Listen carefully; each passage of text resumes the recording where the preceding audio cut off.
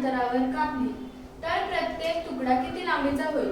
पर्याय पहिला 9 सेंटीमीटर, पर्याय दुसरा 80 मिलीमीटर, पर्याय तिसरा 90 मिलीमीटर, पर्याय चौथा 80 सेंटीमीटर. तर आपण याचे स्पष्टीकरण पाहूया.